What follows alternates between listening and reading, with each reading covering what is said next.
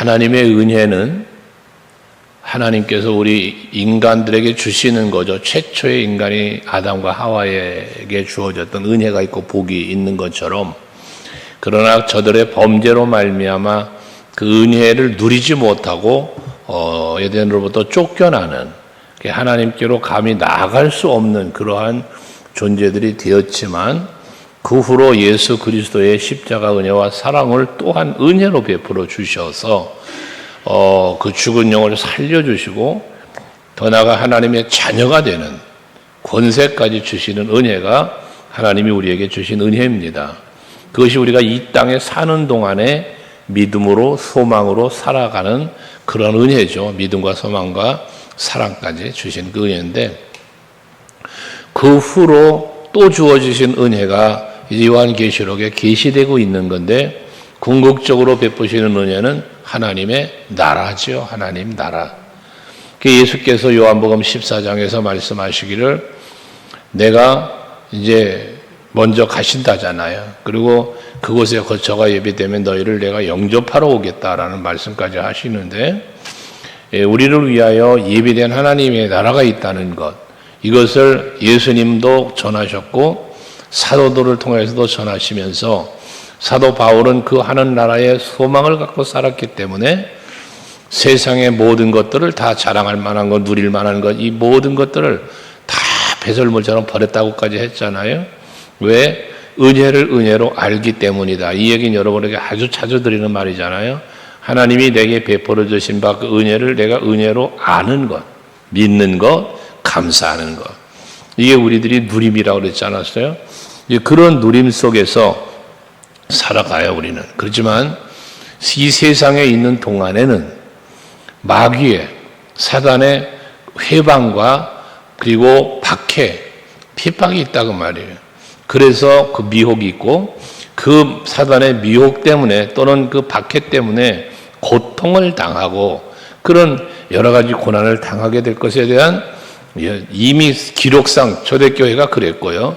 이 계시록에도 마찬가지, 오늘 본문도 그 얘기를 하고 있는 거거든요.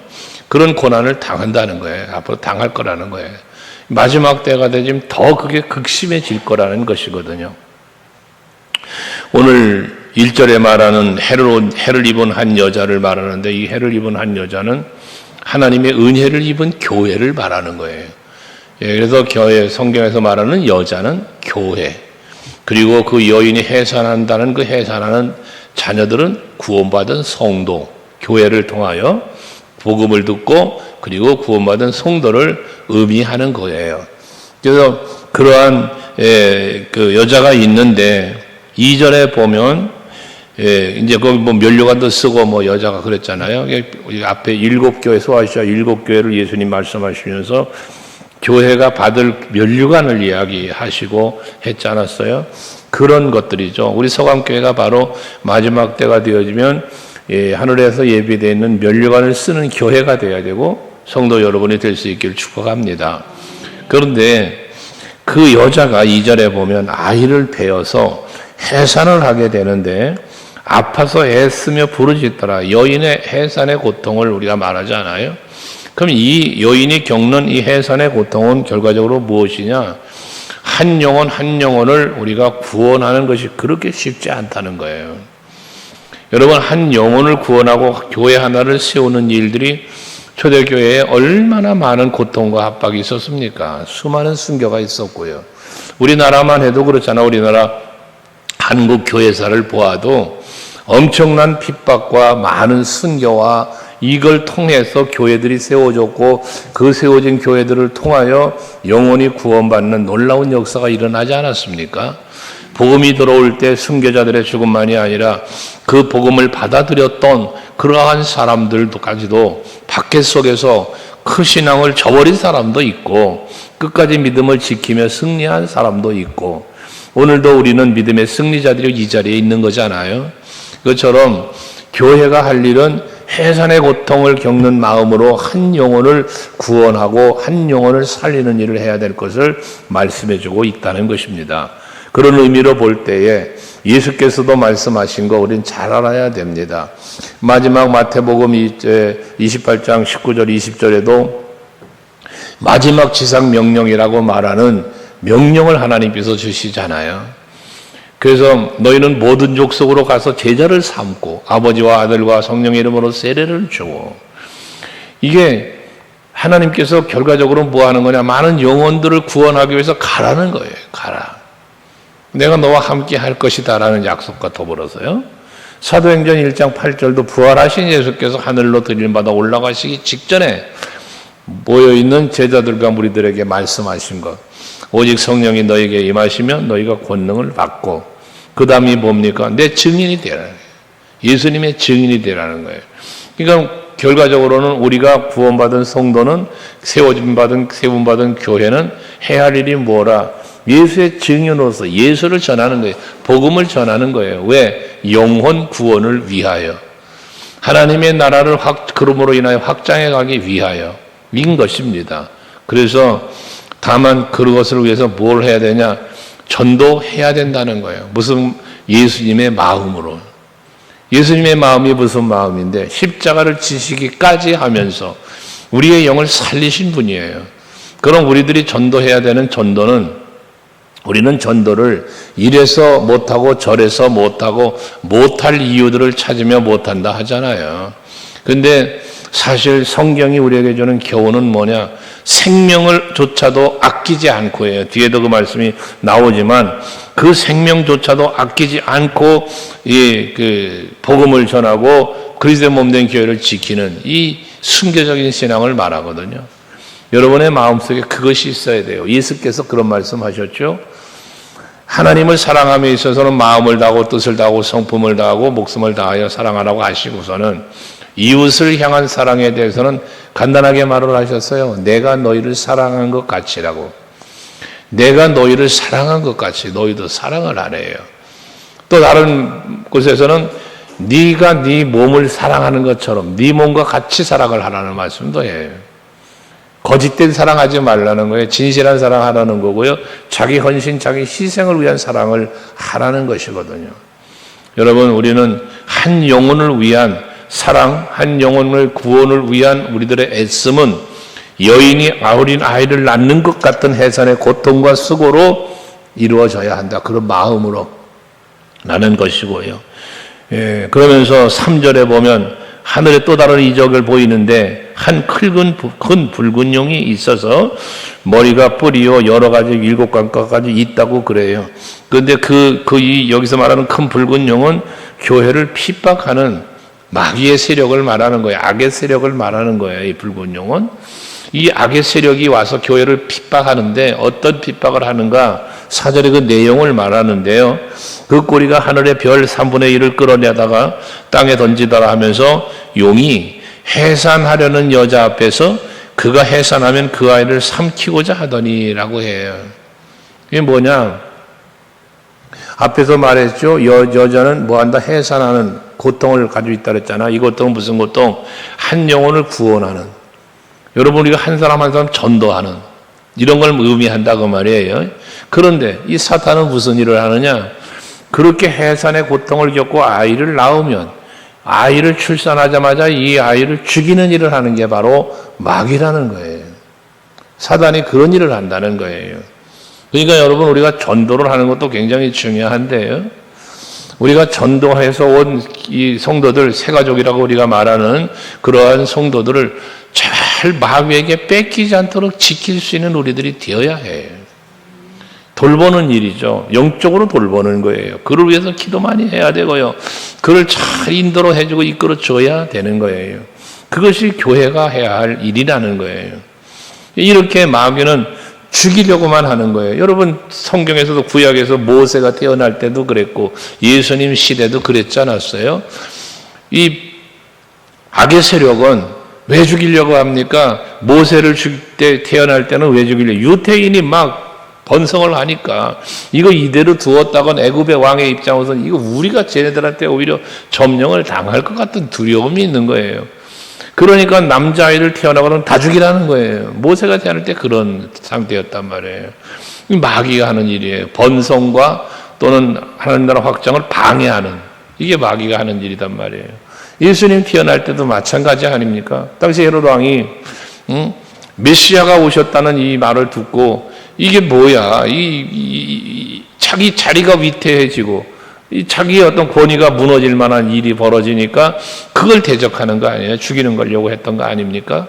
바로 이런 일들이 마지막 때도 벌어진다는 겁니다. 그러니까 지금 우리들이 사는 이 시대, 성령 시대라고 하는 이 시대, 주님 오실 날이 임박한 이때에 마귀는 더 철저하게 이 교회가 구원의 자리로 이끌어서 영을 살려낸 그 영혼들을 어떻게든지 죽이려고 하는 일을 한다는 사실. 그 대상이 누구냐? 세 가족만이 아니라 여러분도 그 대상일 수 있다는 걸 잊지 말아야 돼요. 여러분들도 교회로 말미암아 복음으로 말미암아 태어난 영적으로 거듭난 사람들이에요, 여러분들이. 마귀는 여러분을 어떻게든지 죽이려고 해요. 그 마귀가 우리 구원받은 성도를 죽이는 방법이 뭘까? 어떻게 죽이려고 할까, 여러분? 마귀가 우리를 죽이려고 하는 것. 하나님과 멀어지게 하는 거예요. 하나님을 떠나게 하는 거예요. 그러면 여러분 생각해 보세요. 초대교회도 그랬고 많은 시대적으로 우리 나라도 민족 그랬던 한국교회에서도 그랬던 것처럼 6.25 때나 일제 치하 시대나 조선 시대 말할 것도 없고 우리가 처음 복음에 들어왔을 때 대원군의 폐쇄 정치할 때 들어온 거 아니에요? 얼마나 많은 민족 사람들이 죽어요.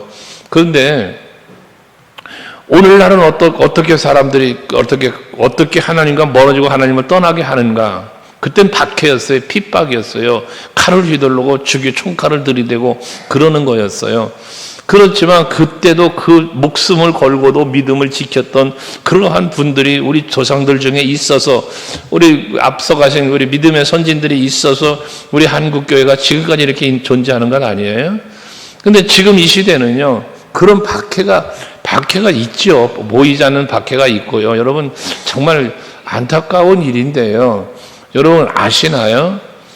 여의도 순복음교회 목사님이 압수수색 받았습니다. 수원의 김정한 목사님이 압수수색을 받았습니다.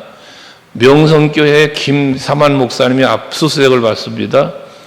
여러분 어떻게 보십니까? 교회 탄압입니다, 여러분.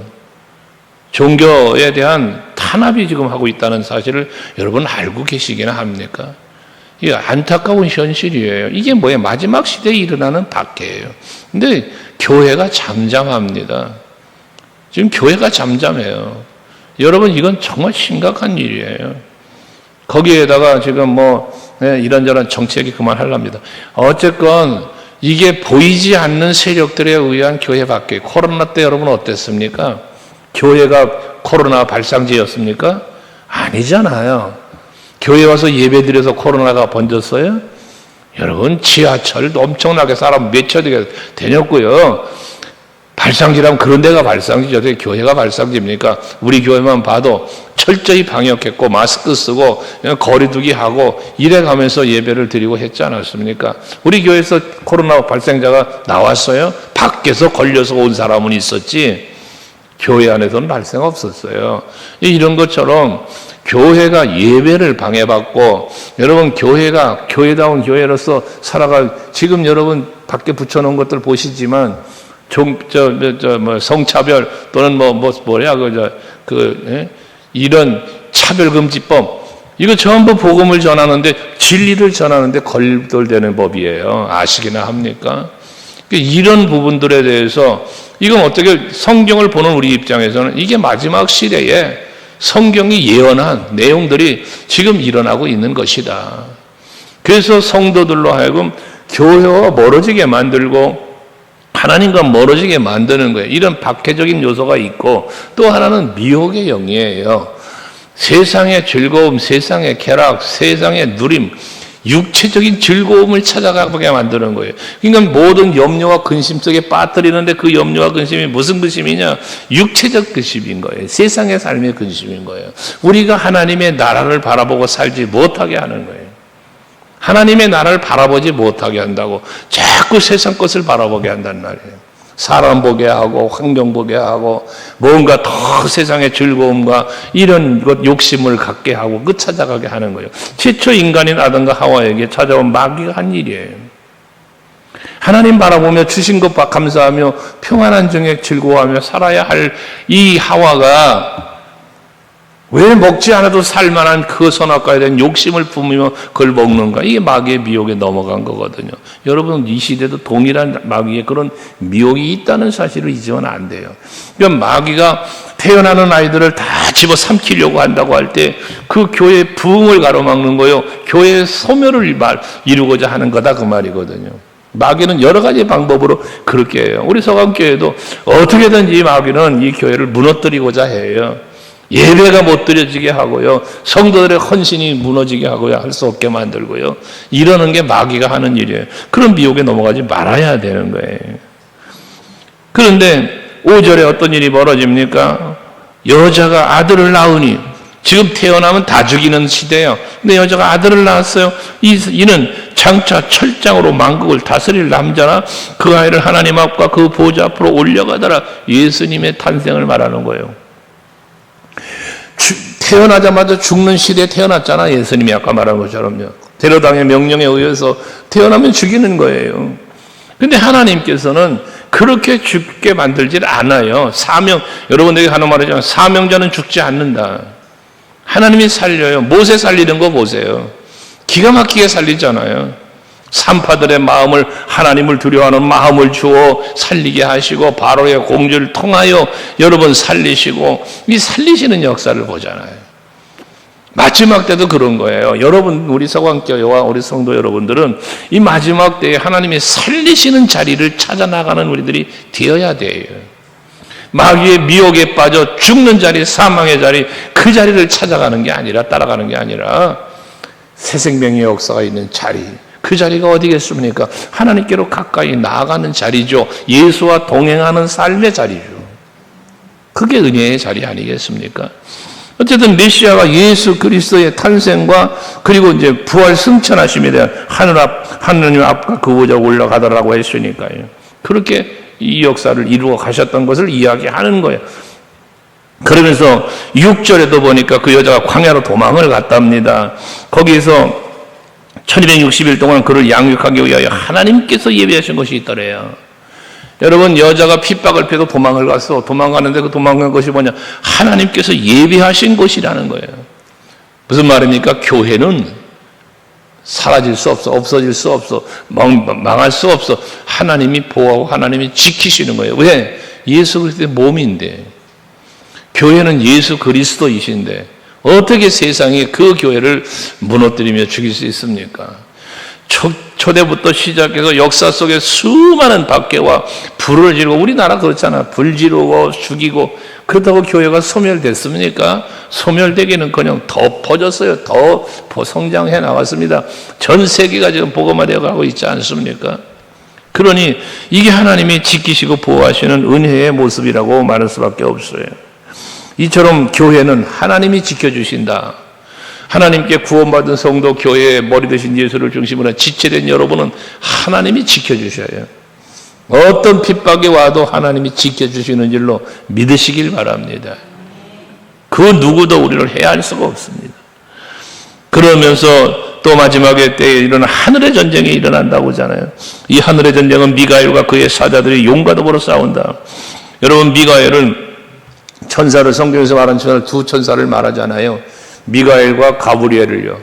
그래서 미가엘은 전쟁하는 무관 천사. 그래서 천군 천사라고 말하는 천군. 그 천사가 미가엘을 대표하는 거고, 가브리엘은 이제 문관이라 할 수 있을까요? 그래서 하나님의 심부름, 시중들과 하는 것. 그래서 예수님이 태어날 것에 대한 전파, 이거 와서 전해주는 거, 가브리엘에게 기도 응답해주는 소식을 전하는 역할을 하는 가브리엘이에요. 우리에게도 가브리엘 찬양단이 있지만 기쁜 소식을 전하는, 그래서 예수를 전하는 그러한 의미를 가지고 있는 게 가브리엘이에요. 어쨌든 근데 무관인 미가엘 천사가 이제는 그의 사자들과 더불어 용과 싸운다는 거예요. 용과 그 사자들도 싸웠다는 거예요. 근데 뭐예요? 용은 누구라고? 사단이란 말이에요. 마귀가 싸우는 거예요. 누가? 천군 천사가. 하나님의 사자가 와서 싸우는 거예요. 싸우게 되어지니까 어떻게 돼? 8절에 용과 그의 사자들도 싸워. 지금 미가엘과 용사가 싸우는데 이기지 못하여 다시 하늘에서 그들이 있을 곳을 얻지 못한지라. 악의 권세는 멸해지는 거예요. 그들이 이길 수가 없는 거예요. 여러분 보세요. 기도는 300용사만 데리고 나가서도 미디안의 연합군을 이겨요. 노래하는 자들을 무기 든 자가 아니라 노래하는 자들을 앞세워 나가는데 하나님이 이기게 해주셔요. 여호사밧 왕의 승리예요. 이게 불악의 골짜기의 이야기잖아요. 다윗은 물맷돌만 들고 나가는데 골리앗을 쓰러뜨려요. 여호수아 나가서 전쟁하고 모세와 아론과 후리 산꼭대기에 올라가 기도하는데 전쟁 이겨요. 요한이시. 이 하나님이 하시는 일이란 말이에요. 그렇다면 우리는 이러한 말씀 속에서 무슨 생각을 할 수 있어야 되느냐? 나는 패배자가 되지 않아. 왜? 하나님이 여러분을 위하여 싸워주시고 여러분을 지켜주시니까 말씀입니다. 그래서 로마서 8장 37절을 말하는 거예요. 우리를 사랑하시는 이로 말미암아 우리가 넉넉히 이기느니라. 우리가 그리스도의 사랑 안에 붙잡힌 자가 되었는데 위험이나 적신이나 칼이나 그 어떤 것을 가지고도 우리를 그 그리스도의 사랑에서 끊을 수가 없다잖아요. 그게 8장 35절 이하에 이어지는 말씀이에요. 그 말씀을 하고 그리스도의 사랑에서 우리를 끊어갈 자가 아무도 없어. 그만큼 우리를 사랑하시는 이가 우리를 하여금 이기게 주신다는 말씀을 하는 거예요. 여러분은 그래서 이겨놓고 싸운다는 이야기를 하는 거예요. 이겨놓고 싸워. 결과는 이겼어. 여러분 이긴 거예요. 이미 이겼고 앞으로도 이길 거예요. 할렐루야. 그 이기는 힘이 뭐예요? 그 악의 권세의 공격, 박해, 미혹, 이 모든 사단의 그 공격을 이길 수 있는 힘이 여러분에게 어떻게 주어졌어요? 그게 복음이잖아요. 말씀이잖아요. 그 에베소서 6장 11절에서 마귀의 모든 관계를 능히 대적하기 위해 물리치는 거잖아요. 하나님의 전신갑주를 입으라고 말씀하는 것과 동일한 얘기예요. 어쨌든 아무리 큰 붉은 용이라고 해도 힘이 세다고 해도 그 용은 9절에 보니까 그 용이 내쫓기니라고 말하고 있습니다. 그쪽이 내쫓겼는데 그건 옛뱀꿈 마귀라고도 하고 사탄이라고도 하며 온 천하를 꿰는 자라고 말하잖아요. 그게 쫓겨난다는 거예요. 마지막에는 여기서 이 세상을 꿰는 자라고 말하고 있는 거죠. 온 천하를 꿰는 자라고 해요. 마귀는 여러분들 꿰는 자예요.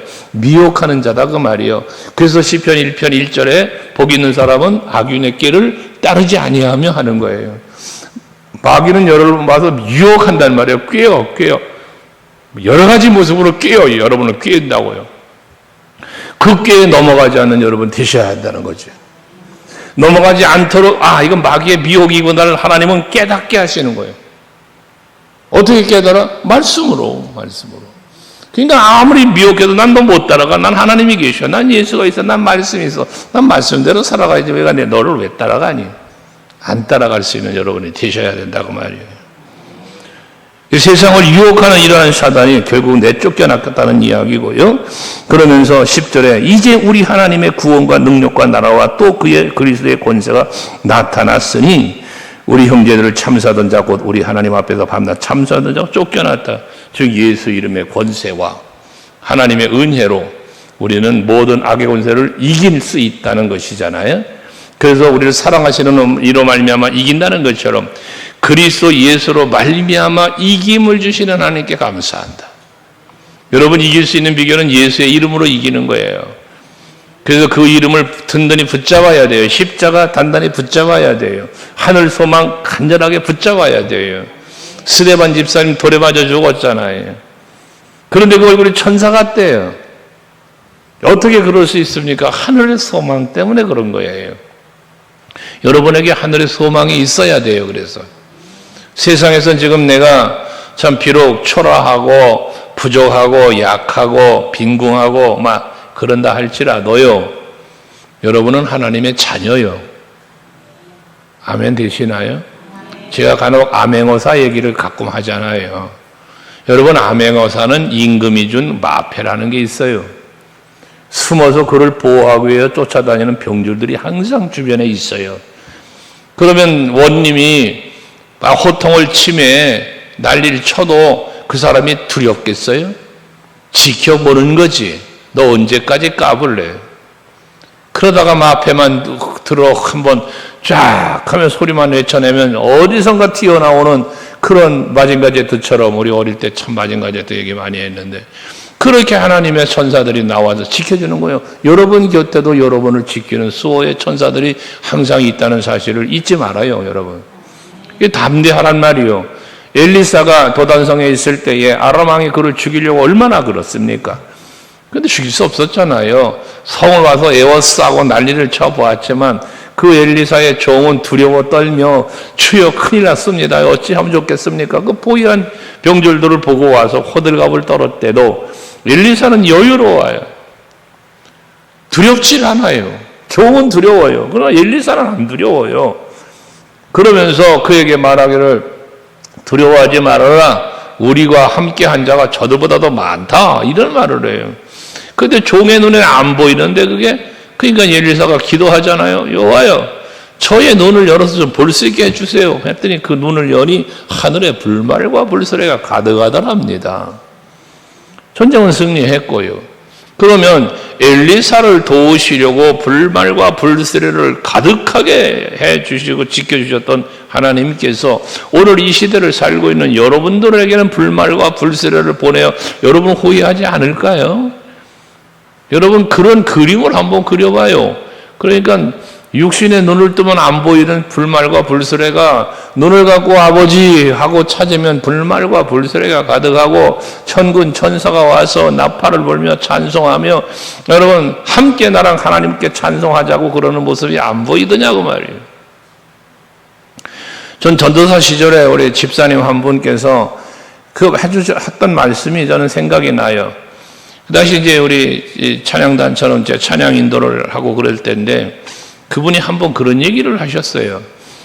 전도사님 앞에서 찬양을 인도하시면 뒤에 천사들이 가득하게 천사들이 서서 함께 찬양한 모습이 자기가 한 번 본 일이 있대. 그 얘기를 들으니까 그 이후로는 찬양 인도할 때면 꼭 내 뒤에 천사들이 쫙 서 있는 것만 같아요. 지금은 찬양단을 많이 세우고 막 이렇게 찬양들 하잖아요. 그때만 제가 찬양 인도하고 그럴 때만 해도 그런 뭐 보컬이니 뭐 이거 많이 안 세우고 했어요. 근데 찬양 인도할 때마다 그 그림이 생각이 나는 거야.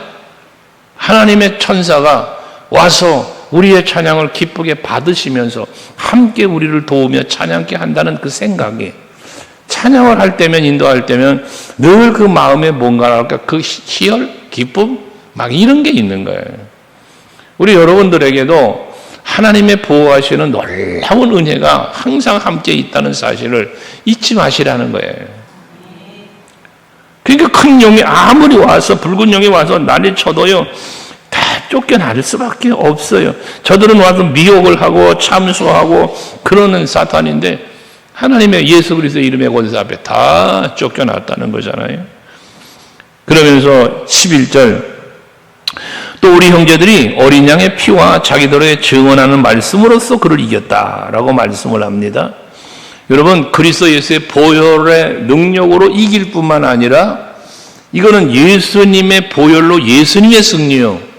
그럼 여러분 예수님이 십자가에 달려 죽으시는 것도 승리입니다.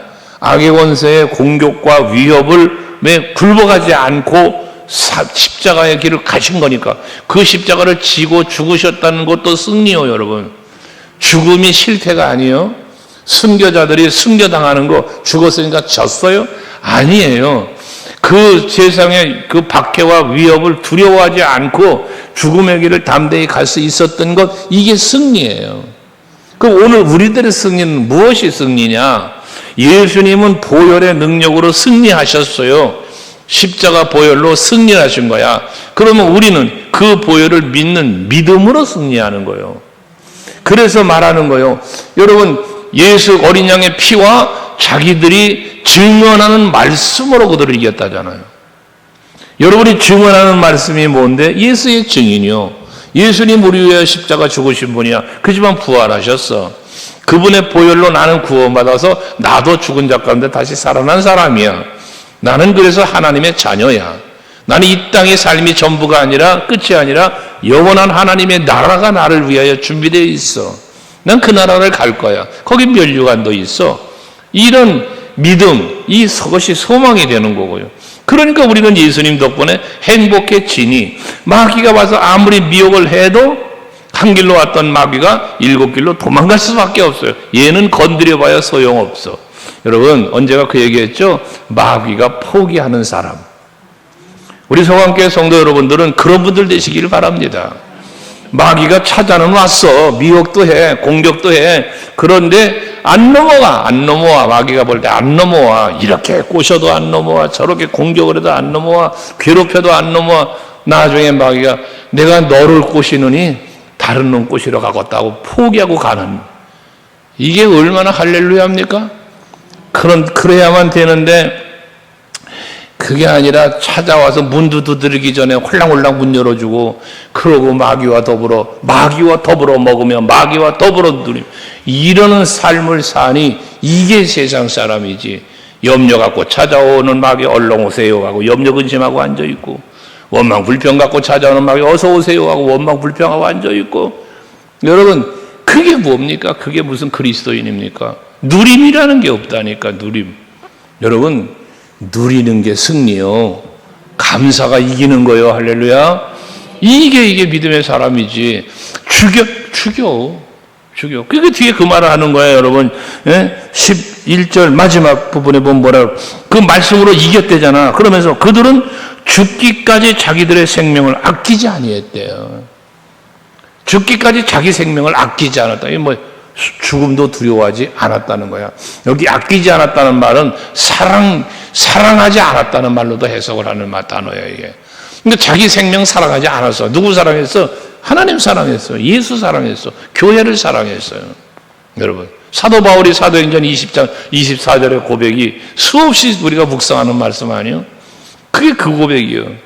내게 맡겨진 사명, 즉 그리스도 예수의 복음을 전하려 하는 그 일에 있어서는 내 생명조차도 귀한 것으로 여기질 않았다잖아요. 이게 사도 바울의 생애예요. 스데반 집사님의 모습이요, 많은 순교자들의 삶이에요. 여러분, 우리 대한민국에만 해도 그 핍박 앞에, 일제 총칼 앞에, 6.25 당시에 그 앞에 굴복하지 않고 믿음을 지켰던 믿음의 선배들이 얼마나 많습니까, 여러분? 이스라엘 전쟁을 하니까 우리 성지순례도 못 가는데, 국내 성지순례 한번 계획해서 좀 다녀와야 될 것 같다. 우리 대한민국 안에 성지순례 할 만한 게 엄청 많다는 거예요. 그런 프로그램도 있다고 그러는데, 여러분, 우리나라에도 성지가 있어. 성지가, 저 천주교 성지 같은 그런 이 절간처럼 그 건물 지어놓은 성지 말고, 정말 순교자들의 그 피와 그 믿음을 지키고 위하 몸부림쳤던 이들의 그런 교회들의 이야기. 청년들이 전에 다녀도 오고 그랬는데요, 제주도에 이르기까지 전국으로 이렇게 흩어져 있는, 우리 아마 구역장들이었나, 청년과 구역장이었는가, 그 문준경 전도사님도 다녀왔었잖아, 한번. 그런 분들의 기록들이 얼마나 우리나라에도 많은지 몰라요. 그런 믿음을 우리 터키 같은 곳에 성지순례 가면 배우는 게 그 초대교회 성도들의 믿음을 지키기 위한 그 몸부림을 보고 오는 거잖아, 우리가 가서요. 근데 거기 가서 보면서, 와, 이렇게 믿음을 지키기 위해 이렇게 참 고통 속에서 살았구나, 이걸 우리는 경험하고 오는 거잖아요. 그것처럼 우리나라에도 있단 말이야, 그게. 여러분 주변을 돌아보면 여러분 가족 중에도, 여러분 가까운 누구 선배나 누구 중에도 그런 분들이 있을 수 있어요. 우리는 그 믿음을 갖고 우리가 이제는 우리 후손들에게, 우리 다음 세대들에게 그 믿음을 전수해 줄 수 있는, 그 믿음을 보여줄 수 있는 우리들이 되어야 된다는 거지. 그것을 위해서 목숨까지도 아끼지 않는, 무엇을 아낄겠어요, 우리가 하나님 앞에. 아브라함이 이삭을 제물로 드리기까지 그 아끼지 아니라 그걸 하나님은 기뻐하시면서 그에게 큰 복을 주셨다고도 했잖아요. 여러분, 우리는 그런 말 하죠. 돈을 잃어버린 것은 조금 잃어버린 거고요, 명예를 잃어버리는 것은 많은 것을 잃어버린 거래. 명예를 잃어버리는 거는. 근데 건강을 잃어버리면은 모든 걸 잃어버렸다네. 그런 얘기 들어보셨죠? 돈을 내가 잃어버린 것은 조금 잃어버렸고, 명예를 잃어버린 거는 많은 걸 잃어버린 거고, 건강을 잃으면 모든 걸 잃었대요. 근데 여러분, 믿음. 이 믿음을 잃어버리면, 하나님과의 잃어버리면 영원을 잃어버리는 거예요, 영원을. 그러니까 여러분들이 정말 온전한 믿음으로 생명도 아끼지 아니하며 믿음을 지키면서 보혈의 능력으로 하나님의 말씀으로 순교하기까지 믿음을 지킬 수 있는 그런 여러분들이 될 수 있기를 바랍니다. 그렇게 되니까 12절, 그러므로 하늘과 그 가운데 거하는 자들은 즐거워하라. 여러분, 박해와 핍박 속에서 믿음을 지키면서 얼마나 힘들었겠어요. 숨겨당한다니까요. 죽임을 당했다니까요. 근데 저들은 결과적으로 뭐요? 여러분, 순교자들이 보상, 면류관이 가장 아름답다고 이야기하잖아요. 먼저 부활하고요. 그것처럼 여러분, 구원의 기쁨으로, 그 하나님의 나라를 누림으로 기뻐할 수 있는 그 구원의 기쁨, 그 기쁨이 우리 여러분들이 죽어서 하나님 나라 가서 누리는 기쁨이 아니라 이 세상 사는 동안에도 믿음으로, 소망으로 누리는 기쁨이 되자는 거예요. 예수님 덕분에 행복합니다. 다시 한번요. 우리가 생각하는 거예요. 그러니까 여러분, 정말 여러분 얼굴을 보면 행복이 막 보여야 돼. 행복이 툭툭 막 꿀 떨어져야 돼. 막 얼굴을 보면 막 행복이 툭툭 떨어져야 돼. 믿음이 떨어지고 소망이 떨어지고 막 사랑이 떨어진다는 거, 없어진다는 게 아니라 막 보여져야 된다는 얘기를 하는 거예요. 눈빛만 쳐다봐도 막 발동발동하고, 얼굴을 보면 천사 같고 막 이래야 되는 거예요. 옆 사람 쳐다보라면 분명히 웃을 거야, 여러분. 근데 지금 나를 쳐다보는데 안 웃어. 여러분, 주를 바라볼 때 여러분의 마음이 기쁘고, 주를 바라볼 때 여러분의 얼굴에 미소가 있고, 그래서 구주를 생각만 해도 내 마음이 좋거든. 그 얼굴 배울 때야 얼마나 좋으랴. 이 찬양 가사를 여러분에게 가끔 말씀드리잖아요. 저는 그 찬양을 부를 때마다 그 찬양을 이렇게 찬송을 준비하다가 또 보게 되고 그러잖아요. 볼 때마다 멈춰서 항상 그 가사를 제가 다시 훑어보고 또 훑어보고 그럴 때가 많아요. 그렇습니다. 예수님 생각만 해도 좋아. 근데 그 예수님이 내 안에 계신데, 그 예수님이 내 손을 붙잡고 가신데, 나를 위하여 모든 일을 하신데 아멘을 웃지 안 하는 거예요. 그 믿음이 있으면 뭐가 두려워요? 저 어린 애기들이 말이요, 엄마 아빠만 있으면 행복하다니까. 뭘 해줘서가 아니라 그냥 곁에 있는 거 그걸로 그냥 좋게. 그걸로 우리 신앙이 그런 신앙 되어야 돼. 그러면서 13절엔 용이 자기가 땅으로 내쫓긴 것을 보고 남자를 낳은 여자를 박해하는지라 그러잖아요. 그러니까 마귀는요, 아까 말한 것처럼 사탄과 마귀는요 계속 하는 일이 그거야. 박해하는 일이야. 포기하지 않아요. 여러분, 마귀는 여러분 곁을 절대, 아까 뭐 한 길로 왔던 사탄이 7길로 도망간다고 떠나간다, 포기한다고 이런 얘기 했지만, 근데 마귀 그렇게 포기 쉽게 안 해요. 정말 여러분들이 마귀가 포기할 만한 사람이 됐으면 할렐루야요, 할렐루야. 샤야, 마귀 그렇지 않다니까. 그렇게 시시하게 마귀가 뭐 예수 이름으로 명하노니 떠나가라 그러면 뭐 홀랑 떠나고 다시는 안 차. 잠시 떠났다가 또 와요. 또 와.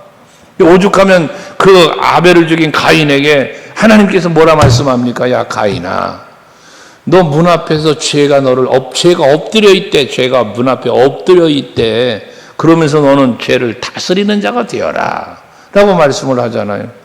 그런데 가인은 그 죄를 다스리는 자가 못 되고 결국 아벨을 죽이고 만 거예요. 우리가 그래요. 우리가 여기서 여러분 은혜 받고 예수 이름으로 승리하고 보혈로 승리하고 말씀으로 승리하고 마지막 때 천군 천사의 호의를 받으면 내가 하나님 나라에 이를 것을 생각하면 할렐루야죠. 근데 저 성전 문 앞에 보면 거기에 마귀가 엎드려서 기다리고 있다니까요. 자동차 문을 열고 탁 타면 거기 마귀 새끼가 옆자리에 앉아 있다니까요. 그래 늘 넘어지는 거예요, 여러분. 그런 것까지도 이길 수 있는 여러분들 되시기를 바라요. 그래서 박해를 해. 그러면서 14절에 그 여자가 큰 독수리의 두 날개를 받아 광야에 자기 곳으로 날아가서 거기서 그 뱀의 낯을 피하여 한때 두때 반때를 양육을 받았다는 거잖아요. 결과적으로 하나님이 도우시는 그 은혜로 말미암아서 보호받고 광야로 비록 쫓겨갔지만 돈 피하여 갔지만 하나님은 거기서도 지켜주시는 거야. 15절 여자의 뒤에 뱀이 그 입으로 물을 강같이 토하여 여자를 물에 떠내려가게 하되, 물에 떠내려가 도망갔지만 거기까지 쫓아와서 계속 포기하지 않는 마귀. 그런데 땅이 여자를 도와서 그 입을 벌려 용의 입에서 토한 강물을 삼켜버렸다. 여러분, 출애굽기를 생각해 보면 홍해 바다가 있는데 백성들이 나왔는데 갈 길이 없어. 애굽의 용사들이 따라왔어. 마귀가 쫓아온 거야. 하나님은 홍해 바다를 갈라서 마른 땅이 되게 하셔서 건너가게 하시잖아. 이게 하나님이 함께 하시며 인도하시는 은혜란 말이지. 오늘 이 저녁에 예배하는 여러분들을 하나님 그렇게 지켜주고 있어요. 우리는 사면초가라는 말을 해요. 앞이 뒤가 다 막혔어. 어디로 갈 길이 없어. 나는 갈 길 모르니 우리 찬양하잖아요. 주여 인도하소서. 여러분 갈 길을 어디로 가야 될지 몰라. 다 막혔어. 답답해. 미치겠어. 그런데 주를 바라보면 주님이 길을 열어준단 말이에요. 막혔던 것 같은 홍해바와 같은 것들이 갈려져요. 여러분은 힘들게 했던 것들이 모차 골리앗 같은 그 힘센 것들이 그냥 물맷돌 하나에 넘어져요. 아까 도단선 얘기를 했지만 에워싸서 큰일 났다 어떻게 하면 좋겠습니까 하는 상황조차도 하나님이 다 해결해 버리시는 거예요. 이게 성경에 있는 소설 이야기가 아니라 여러분을 위해서 하나님은 지금도 여러분을 위해서 지금도 일하신다. 아멘 되시나요? 그러니까 여러분 이런 생각해 보시죠. 오늘 저녁에 꼭 가서 생각해 봐. 오늘 저녁에 가서 숙제 줄게 숙제. 잠자리 들기 전에 꼭 생각해 보세요. 내 앞에 있던 홍해바다를 한번 생각해 보세요. 하나님이 그걸 갈라주셨던 일을 한번 생각해 보라고. 내 앞에 나타났던 골리앗 같은 문제 한번 헤아려 보라고요. 근데 나는 아무것도 없고 연약하지만 하나님이 그를 쓰러뜨려서 나로 하여금 승리의 계가를 부르게 해주셨던 그런 일들 돌아보시면 있어요. 여러분에게 있다고요. 그런데 그걸 자꾸 잊어버리는 거야. 야곱처럼 잊어버리는 거야. 베델의 은혜를 잊어버리는 거예요. 그러고 그냥 사는 거예요. 여러분, 하나님은 여러분 포기하지 않습니다. 하나님은 핍박받을 때에 여러분들을 지켜주십니다. 교회가 어땠습니까? 핍박받았다고 핍박을 받을수록 교회는 부흥했어요. 여러분, 예루살렘에 핍박이 엄청난 핍박이 임하니까 그 핍박을 피하여 도망간 디아스포라들, 흩어진 유대인들 가는 곳마다 교회 세우고 가는 곳마다 복음 전하고 예수 전해서 온 세상으로 퍼져간 거 아니에요? 창세기 11장의 바벨탑 사건과 동일한 거예요. 여러분, 바벨탑을 쌓아가며 흩어짐을 면하자 우리가 걸어가면서 흩어지지 않으려고. 하나님의 뜻은 뭔데? 흩어지는 건데. 그 온 땅에 번성하는 건데 하나님이 말하는 건. 그러니까 하나님이 언어의 혼잡을 주어서 어쩔 수 없이 흩어지게 된 거예요. 바벨탑만 아니어서 우리가 지금 사는 세상 영어 못한다고 그럴 필요 없어. 그냥 언어가 다 하나로 소통될 수 있었던 우리들인데, 인간들인데 그 하나님의 뜻을 저버린 바람에 그렇게 된 거죠. 지금도 마찬가지야 여러분. 지금도 우리는 핍박을 받을지라도 어려움과 힘든 일을 당할지라도 하나님이 우리를 보호하시면서 지켜주신다는 이 사실을 잊지 마시고 은혜를 힘으로 승리하시기를 바랍니다. 그 17절에 보면 마지막에 용이 여자에게 분노하여 돌아가서 그 여자의 남은 자손 곧 하나님의 계명을 지키며 예수의 증거를 가진 자들과 더불어 싸우려고 바다 모래 위에 있더라. 이거 보세요. 마귀는요 포기를 할 줄 몰라. 포기를. 그러니까 우리는 항상 승리하는 자가 되어야 되는데 여기 17절 말씀에 중요한 말씀 하나라는 거예요. 여기에 보세요. 이 용이 마귀가 여자에게 분노했어. 왜? 암만 박해도 이게 교회가 무너지지 않습니까? 분노를 했는데 돌아가가지고 무슨 일을 했느냐? 여자의 남은 자손. 여자의 남은 자손. 그게 뭐예요? 교회는 핍박해서 교회를 불사지르고 뭐 했을지라도 남아있는 성도들. 우리 6.25 때 그랬잖아요. 일제치하가 그랬던 거 아닙니까?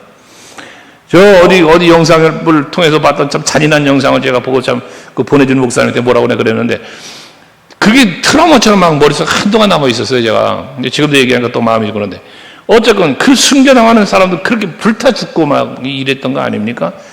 그 교회가 불살라지고 뭐 여기 그 화성인가요? 바란인가요? 거기에도 뭐 교회 안에 사람들을 집어넣고 막 불을 질러가지고 나오려고 그러면 그냥 총칼로 집어 때려가지고 안으로 집어넣고 그 죽여버린 그 현장이 있잖아요. 이 바란에도 청년들 다녀왔을 텐데 이런 이게 그런지만 어떻게 해서 교회는 불살라지고 없어졌지만 남아있는 여자가 낳은 자손들이 있단 말이에요. 이게 그런 자손들. 그리고 곧 뭐라 그래? 하나님의 계명을 지키며 예수의 증거를 가진 자들이라고 말합니다.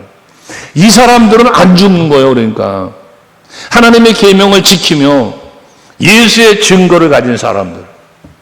그래서 예수의 복음에 증인되어 있는 사람들은 안 죽어. 살아남는 거에 끝까지 믿음 지키고 절대로 신앙을 저버리지 않는 거거든요. 이 사람이 끝까지 견딘 자요. 이게 하나님 나라에 이르를 수 있는 자요. 상급과 멸류관을 받을 수 있는 사람이라는 거예요. 오늘 예배하는 여러분들이 그런 분들인 줄로 믿습니다. 자랑스러워 하셔야 돼요. 교만해지는 게 아니라 자랑스러워 해야 돼요. 나는 하나님에게 그런 은혜 입은 사람, 나는 그런 사랑을 입은 사람, 나는 그런 믿음이 있는 사람. 그래서 그 믿음으로 행복한 삶을 살아갈 수 있는 여러분 모두가 될 수 있게 주 이름으로 축원합니다. 기도합시다.